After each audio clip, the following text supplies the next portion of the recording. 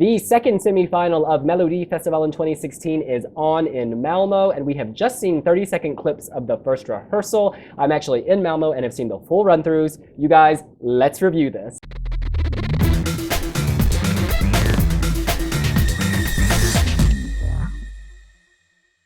First up was David Lindgren with the song We Are Your Tomorrow. You guys, I have to tell you, this is amazing. It's very Matrix. There are lasers all over the place. At one point, they shoot everywhere and it's like it twists and it's just so high tech. They've spent a lot of money on this and it really works. I wasn't a fan of the studio version I heard last night, but this staging elevates it. He is charismatic, he can dance, he works to the camera, his dancers are on point, loving it. Oh, because David's day job, he's a musical theatre actor, and he does all that from, he's not a pop star, and he doesn't convince me as a pop star, and I more felt like I was watching a Your Face Sounds Familiar person doing maybe an impression of Danny Saucedo or Anton Ewald or Eric Sade, and I felt I'd seen it all before, and he just doesn't convince me as that kind of pop star. I'm sorry, but no. And the song just sounded too dated. We saw it with Popular back in 2011, Amazing in 2012, and this is substandard. It's true that he is not Anton Ewald, he is not Danny Saucedo, and he is not Eric Sade, but he's not the teenage idol kind of artist, and he doesn't need to be that. Of course, he doesn't have the teenage votes, but I think he's much better than in dancing and singing than all the other that kind of music performers. I like the song. It's not better than Skyline and Shout It Out, but it's good, and the performance looked amazing. So I think even it's strong semi-final, he might go to the final or at least to Andershansen. I think he's at least going to Andershansen. When you see this, you're going to be blown away with the technological innovations. This whole semi is so technologically advanced. You're going to sit there and be like, OMG, Sweden, you are on point. It's like they've taken Måns Zelmerlöw's screen from last year and blown it up and gone to the next level. In any event, moving on. Next up is Victor Natten with the song 100%. Y'all, he's a rapper, so I was worried, but thankfully this is not a rap song. There are some rap elements, but this is definitely radio-friendly pop. It's happy, it's super happy clappy. I don't think it fills the stage. I don't think that there's something missing for me, and like I don't think this will go through, but I do love it. He's got 5 cheerleaders. They are breaking their hips basically, running, twisting, spinning, jumping. And he's the center of attention. I take it that he's not a dancer, so he lets them handle all that, and he just kind of looks cool, and that piano goes tap, tap, tap, and you can't help but tap your foot along. It's much more accessible than the usual rap song we see at Melfest, and I think it will translate to a wider audience. The staging is good. I don't really think the cheerleaders add a whole lot to it. It's more like American Pie or something, but yeah, it's a good song, and I did remember it afterwards, even though it was in Swedish, and there's enough of a melody to it. Like, it's considerably better than the rap song we saw last week with Matthias and Alvin. I actually prefer Victor Natten's rap songs. This was like, they are so energetic and there's such a high energy on them, and this was a little boring compared to them. I like the cheerleaders, but Victor looked a little lost on the stage, and I think this will also get lost in the semifinal. I feel like this is one of the cheaper acts. I don't think he's got a lot of budget money behind him, because the contrast with David Lindgren when you go to this is immense. When I actually think this is as strong a song, if not stronger, it's just not staged. There's not the wow factor. Third is Molly Pettersson Hammar with the song Hunger. Y'all, she says she has a hunger about 1,000,000 times. I'm like, get the girl a sandwich. That said, she sounds amazing, she looks amazing. This is basically the act from last year. It's just a little bit more up to date. It's almost like they copy-pasted. She's standing alone, everything's red, but the vocals, like last year, are on point. I think fans of this genre will like this song. It's not my cup of tea per se, but she's an amazing performer. She's sultry, she's doing lots of hand motions, you'll notice. It's like she's gonna take flight. She works the hips. She's confident.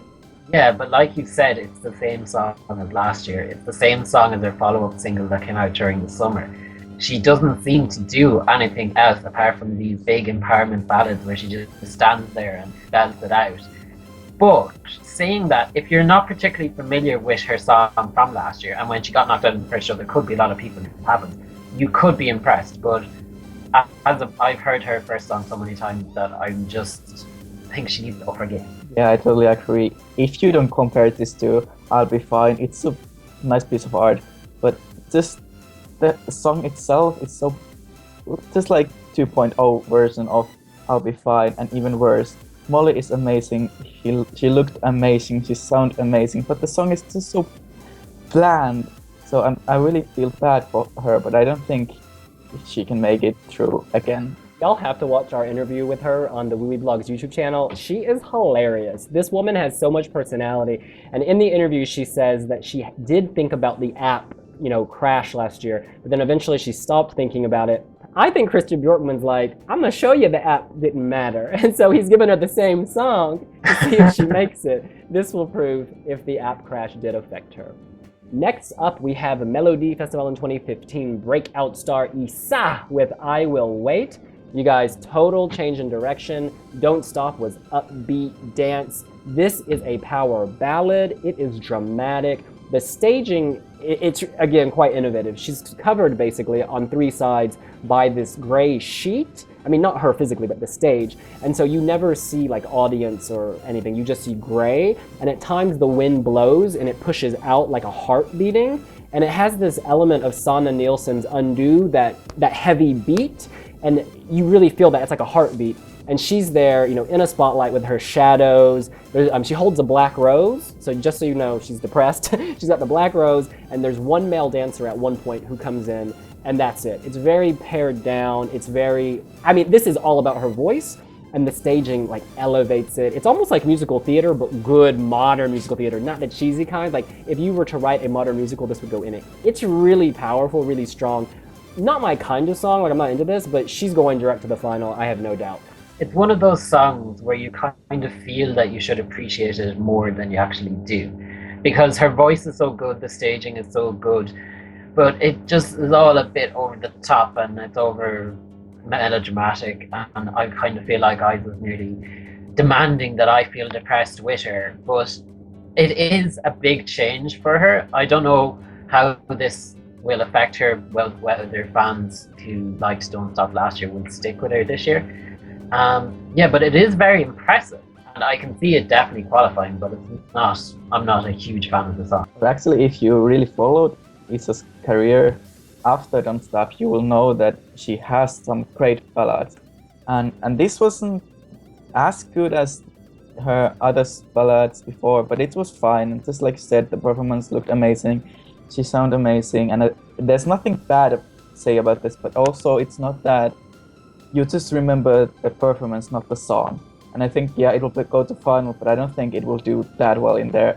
A total change of pace. We turn to Krista Siegfrids with her song Falling. You guys, this is Schlagertastic. I thought it might get repetitive and become a little boring. The studio version certainly felt that way to me, but the staging elevates it. She goes all drag race on us in a red jumpsuit. Her dancers are in body-conscious red jumpsuits. It's two women behind her and two guys. They have black and white checkered flags. The race is on, and Krista is leading it. It's high energy. She looks great. And unlike the other performers, she's really having fun. You believe that she is like living her dream. She's not jaded. She still wants this. It's fantastic. Where some of the others take themselves a bit more seriously, she's there to have fun, to show what she's got, and she's doing it. It's basically, I think, a PR opportunity for Krista that she can establish her name in Sweden, because she's kind of gone back a few steps. That I would understand this song a lot more if she released it in 2014 straight after Ding Dong. But in the past year, we've had On and Off and Better on My Own, and they're kind of more ballads and more sophisticated pop. And then as if she's like scratched all those and gone back to the really cheap, tacky, schlagery stuff that she did, the throwaway pop. It's fun while it's on, but I don't know, it's just too over the top with the big giant checkered flag. I cringed when I saw the checkered flag. And I think it's going to suffer a similar fate to Mimi, that everybody will be dancing along to it, but then when it comes to voting, she'll maybe come fifth at the best.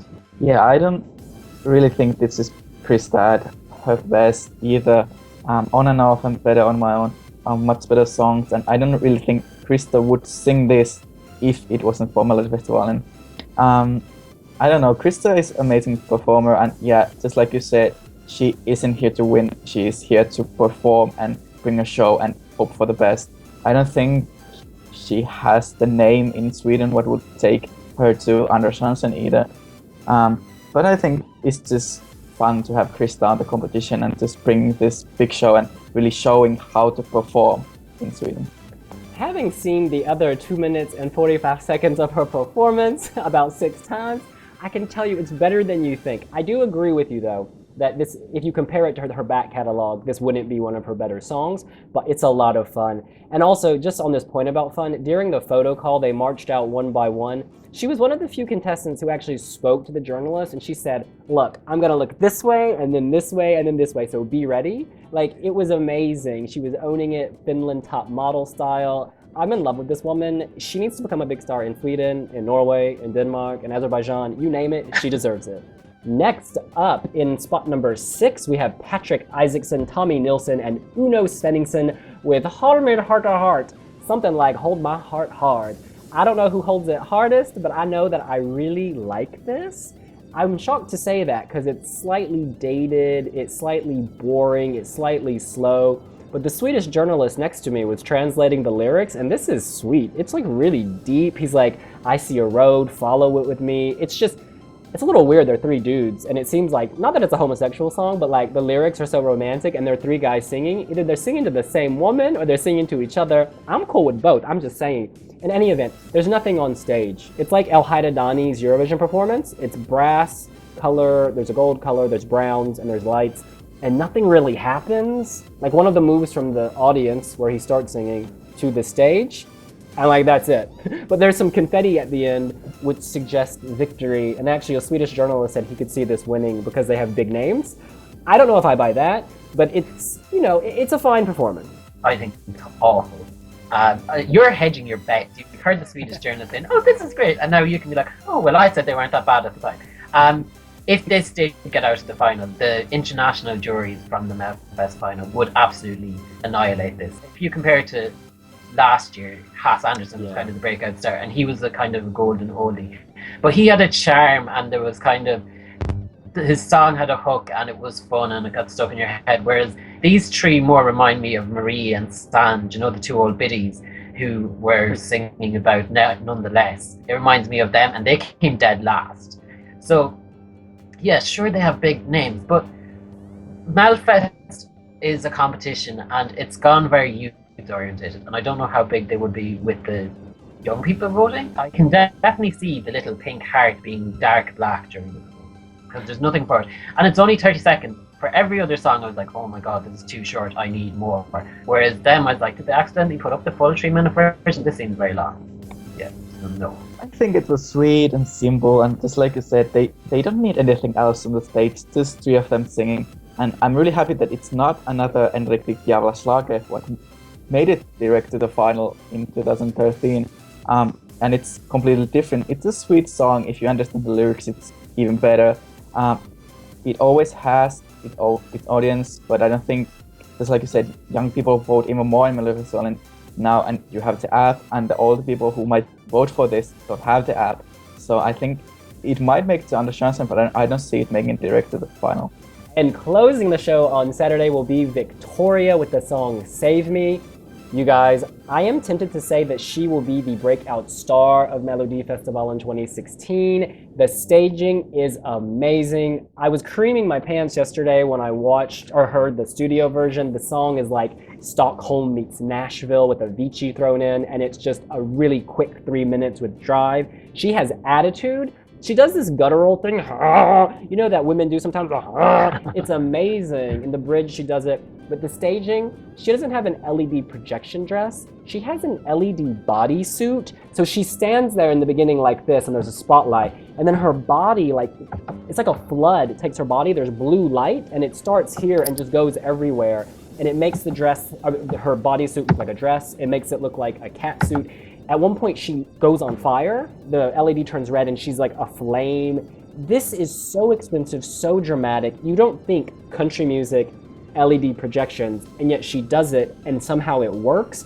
And she's got the voice. This is built around an amazing voice at the end of the day. So even if you strip away all of that, it's a strong entry. She's in the last spot, number 7. SVT thinks she's a strong enough candidate to close the show. This is a huge threat to me. I could see this beating David Lindgren and going direct to finale, direct to the final. Not sure if it'll beat Isa, because Isa has the huge name, but this should go to the final in my book. Definitely a finalist. I don't think it's one of the 2 songs that Krista Bjorkman said could win Eurovision, but it's the breakout song from this week. She's like old school Taylor Swift before she went completely pop, because there is the country twang there, but the staging is just phenomenal. Even just from that clip, and just the way her whole body lights up and it changes as her mood changes. It's like a very big giant mood light or something. And she even has the quirky image with her curly hair, and she's not conforming to the stereotypical kind of Scandi pop singer. Yeah, it's like you said, it reminds me of Taylor Swift, but I think the song is a little dated, but it's still, the performance, it's modern. It's just too much of the performance, and the song is not a winning song for me. She sounds good, she looks good, she doesn't seem to be too cool, even she has the amazing bodysuit. And yeah, I think this will go directly to the final, but I can't see it winning there. Maybe like 3rd or 4th, and yeah, it will be the breakout star. Y'all, she is like this otherworldly beauty. At one point, the camera's on her face. She's got these amazing curls that look white. It's like she's a top model alien, or like, I don't know, Robot Land's next top model. There's something just bionic and amazing about this. And you'll be surprised, I think, that the song, it is modern and catchy. It's not as dated as you think. I think the snippet is dated, but when you hear it all together, it's not. And this will appeal to people across generations. Like, young people are going to get this, the Avicii elements, but old people will hear that kind of almost folksy, not even country, but like a country folk sound. This is just stellar. In any event, we need to go around and say who we think is going to Andra Chansen. Porig. This week is so hard because there's so many songs that are on the same level for me. But I'm going to automatically, and this is kind of a mixture of personal taste, it's not completely predictions, but I'm going to automatically eliminate 3 guys. I don't rate them. Then I think Andra Chansen, definitely Victor. And then I think it's going to be a battle between Molly, Krista, and David. But I'd say Krista would most likely be eliminated before Molly and David. I think it's David, Patrik, Uno, and Tommy to Andra Chansen, because they have the audience, they have the elder people voting for them, and if some young people get the song, they will vote for it enough to get to the second round, because in the second round the app vote doesn't matter anymore. So I think it will be them, and sadly David, even the song is good, but I think he will get to the final from the Andra Chansen. Yeah, I think David Lindgren's going to second chance. The other spot is so hard to call. I would send Krista because I like her and want to see her live on and make waves in Sweden. But I think it's a battle between Molly Pettersson Hammar. Oh, no, I think it's Molly Pettersson Hammar. Yeah, I think it's her and David going to Andra Chansen. Now, who do you think are the 2 going direct to the final? Isa and Wiktoria. I don't think there's anyone else. Definitely based on the snippets, based on the song, the staging, everything combined as a whole package. They are the 2 that deserve to be in the final. Yeah, I also think it would be Isa and Wiktoria. Even I don't think the songs were the best, but they have the performance. They both have amazing voices, and I think they have this big audience behind them. Even Wiktoria is a new artist, but I think, just like you said, she will appeal to all the generations, not just the young people. And I don't think they'll cancel each other out in any way. Their songs are so different. And funny enough, in real life, they're extremely good friends. They've known each other for several years, so it's funny that they've been drawn into the same heat. It's all about the ladies here, y'all. All about the ladies. Well, that's what we think. What do you think? You can let us know here on wiwibloggs. And be sure to visit our website for full reviews of today's run-throughs, and visit our YouTube channel to see interviews with 6 of the 7 acts. See you later. Bye! Bye!